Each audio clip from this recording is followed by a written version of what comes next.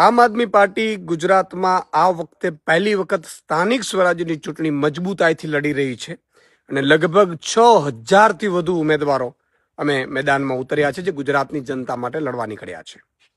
આ લડવૈયાઓને એની જીત માટે હું ખૂબ ખૂબ શુભકામનાઓ પાઠવું છું. આજે અમે એક મેગા કેમ્પેન પ્રચાર કેમ્પેન લોન્ચ પણ કરી રહ્યા છીએ કે હવે બહુ થયું, બદલીને રહેશું.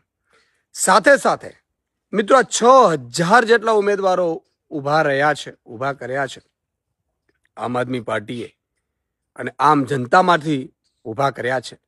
ત્યારે મેં સાંભળ્યું છે એક એવા પણ ખેલ રચાવાના છે, કારણ કે અત્યાર સુધી જે થયું છે તમે જુઓ, આમ આદમી પાર્ટીના જે નેતાઓ ફોર્મ ભરે એને કોઈના કોઈ રીતે કેસમાં જેલમાં નાખી દેવામાં આવે, એને બંધ કરી દેવામાં આવે, ખોટી એફઆઈઆર કરવામાં આવે, હદ ઉપરાંતનો ષડયંત્રો રચાઈ રહ્યા છે.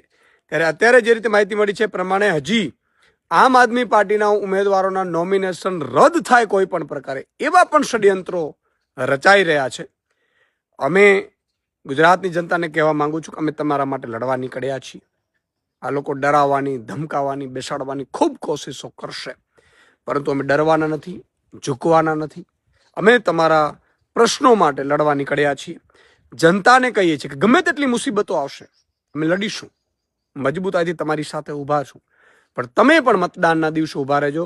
આમ આદમી પાર્ટીનું જ્યાં જ્યાં ઝાડુ છે ત્યાં તમે જ્ઞાતિ, જાતિ, ધર્મ બધું ભૂલીને તમારી પોતાની પાર્ટી માટે ઝાડુ બટન દબાવજો એવી હું વિનંતી કરું છું.